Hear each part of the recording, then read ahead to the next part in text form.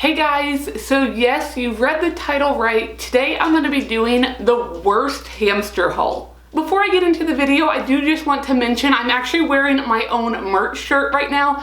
I have merch available. I have hamster stuff and leopard gecko stuff.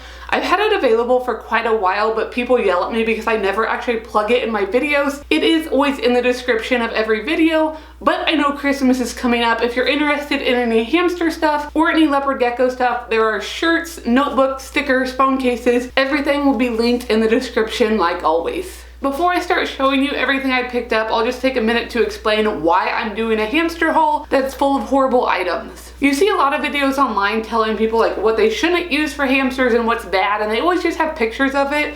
But honestly, I think it's better to actually like see it, even though I know you're still watching it on a screen.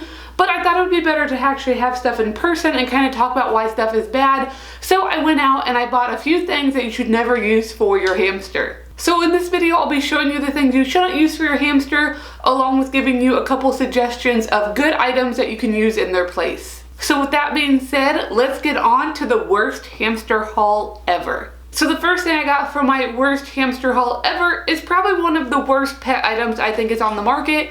That is cedar bedding. I'm sure most of you watching know, hopefully you do. Cedar bedding I don't think should be used for like any animal. Honestly, just standing here by it, the smell is so strong. There's a lot of oils and just bad stuff in here that is not good for any type of small pet, especially hamsters, so please do not use any type of cedar. Some packaging will say, like this one actually says it's dust free, makes it sound like it's good, but do not use cedar. If you do want to use wood bedding, I would definitely recommend looking at aspen bedding. It's super safe and affordable. If you want something a little bit softer for your hamster, I really like Carefresh, which is a paper-based bedding. Also, there's KT Clean and Cozy, which is super soft. But pretty much anything is going to be better than cedar, so do not use this for your hamster. The next item I picked up that you should never use is this wheel. Now, of course, every hamster needs a wheel. Making sure you get one that is the right size is really important, but also the right material. So this wheel would be awful for my hamster Matilda for a couple different reasons.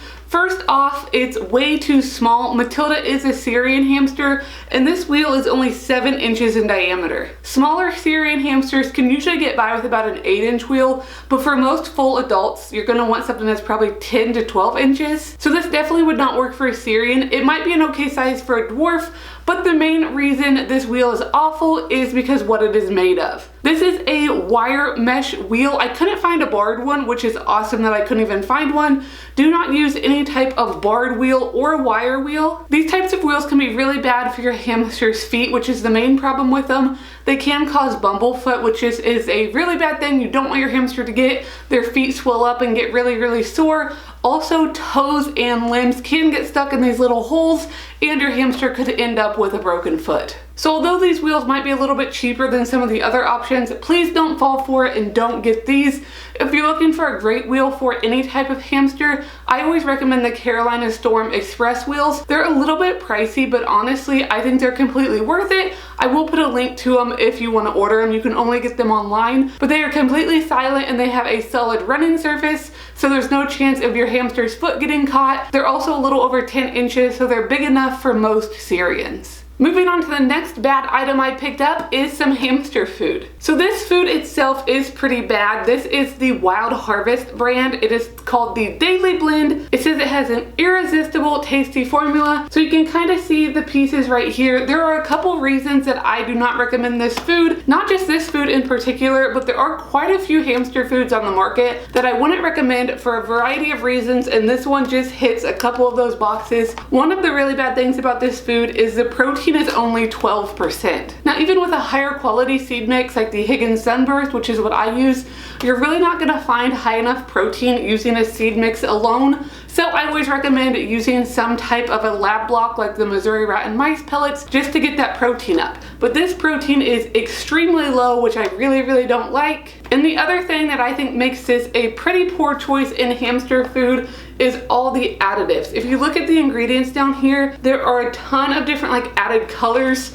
You can tell on the box right there if my camera focuses. There's like bright green pieces, red, orange, yellow pieces. This is just unnecessary added color. It doesn't add anything nutritionally for your hamsters, so why put it in there? So overall, like I said, there are a ton of different foods on the market. Just check the ingredients, check the guaranteed analysis, and make sure you're getting that protein up. The next item I'm showing you, I am guilty of using in the past. If you guys have been watching me for a long time, I've been on YouTube for many years now.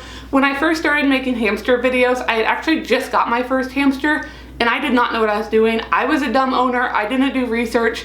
Luckily I've learned, so I did make this mistake, but I know there are still a lot of people who do make this mistake, and it is fluffy bedding. So the brand I have here, this does come in a lot of different brands. This is called Happy Homes, and this is Sleepytime Cotton Puffs. It does say it's for all small pets on here. It says it's 100% harvested USA cotton, so it makes it sound really safe and nice for your hamsters. Please don't risk it.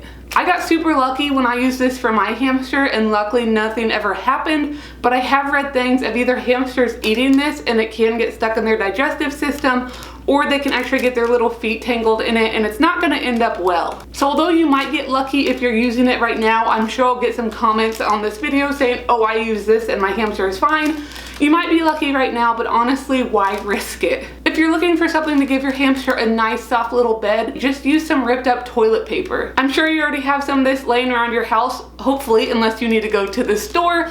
So it's pretty much free because you're not going to be using very much. It's a much safer option than this. And the last thing I have to show you in my worst hamster haul is something I actually get asked about quite often, and it can be a little bit confusing, and that's a dust bath. I actually have a video on my channel that talks about my opinions on dust baths and if you need them or not. I will link that at the end of this video. But the main thing that comes up is the dust safe? So while this may look really similar to the stuff I actually use, it's definitely not, and this is not good to use. So this, like I said, it's called Dust Bath. It says it's for chinchillas, gerbils, hamsters. Everything seems great, but when you're looking for something for your hamster, or any small pet for that matter, please try to find sand. It is a little bit harder to find sand. A lot of it is either dust or powder. The main difference is the dust and the powder is super fine particles, so it's really not good for their respiratory systems. Hamsters are little tiny animals. They are pretty sensitive, and this dust is not worth the risk. You can either use the sand you can find, or if you can find a really fine children's play sand,